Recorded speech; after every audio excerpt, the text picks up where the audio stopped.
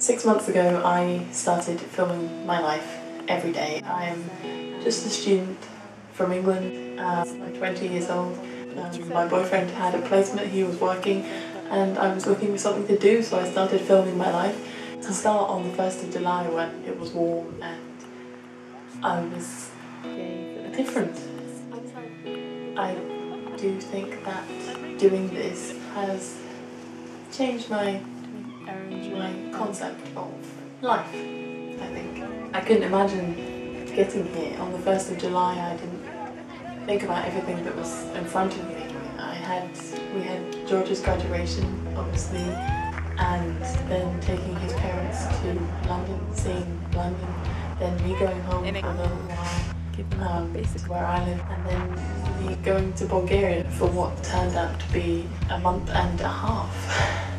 Here we go again. And being able to show Bulgaria in a way that I don't think many people have seen before, and I was so amazed to have so many comments from people saying how much they loved how Bulgaria looks, and that I encouraged them to take a trip there, which I would recommend to anybody, and I hope that my videos did that for you and you could see a bit of actual life in Bulgaria. It's a very beautiful country and it deserves more credit than it gets, I think. So we went to Greece and we went to the mountains and we rescued kittens in storms and boiling hot weather.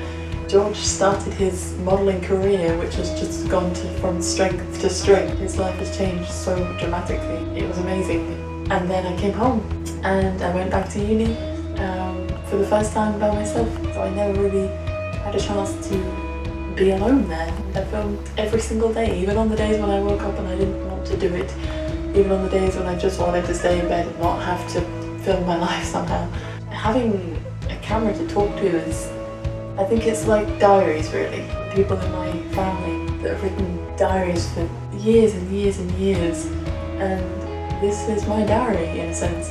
Obviously then when I got back into uni, I had a lot of work, I had a lot of just studying, and it's impossible to make an interesting video of someone just studying all day long, but living my life in a seaside town, and I thought it would be so boring, but people still watch them and I'm so thankful for people that still watch them. And then we had the news of my second cousin, Sam, who passed away. That was something I could never have expected. I didn't think it would happen, and I never thought that the videos would capture such sadness, really. Those 2 weeks were a really tough time, really.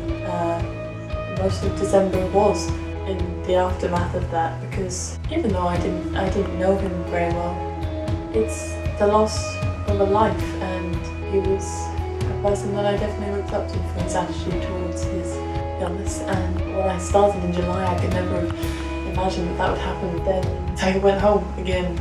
You saw me getting absolutely exhausted by the end of term, and then going home for Christmas, and Christmas at home in London, beautiful London, and then of course coming to Paris, which is where I am now. And I met George for the first time in 97 days, and we've been enjoying Paris, which is a beautiful city. One thing I like about YouTube is that you can see places that you might not ever have the opportunity to see.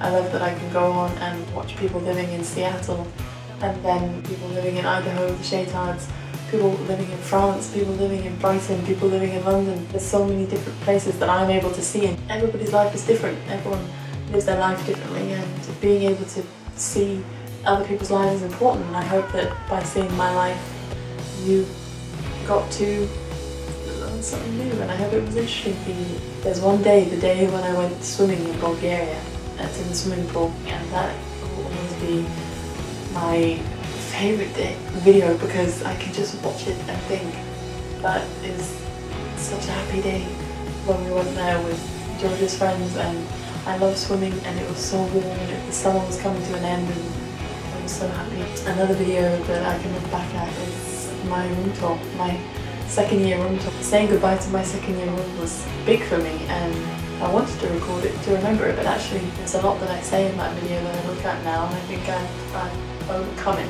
I enjoyed it, definitely. I'm not saying I've done anything amazing. There are people running marathons out there, there are people fighting their lives, and there's people fighting to find food for starving children. I'm not any of those people, there's something that you can get out of it. I don't think you can find that. I'm not saying I'm going to finish for good. Maybe I'll do it again, but now I'm about to enter my final semester at university, and now I have to focus on my work. And making a daily video, much as it seems easy, it is really hard because actually you can't always have a camera on you. Like, processing of the videos and everything and the editing of the thought process behind it it's difficult, and I'm not saying that it's harder than heart surgeons and nurses and firefighters. I think everybody works very hard whenever they do. I've got absolutely nothing from doing it other than being able to see the memories that I've made, and I definitely recommend it to you. Challenge yourself. I just woke up in June and thought I'm going to do it, and I did it.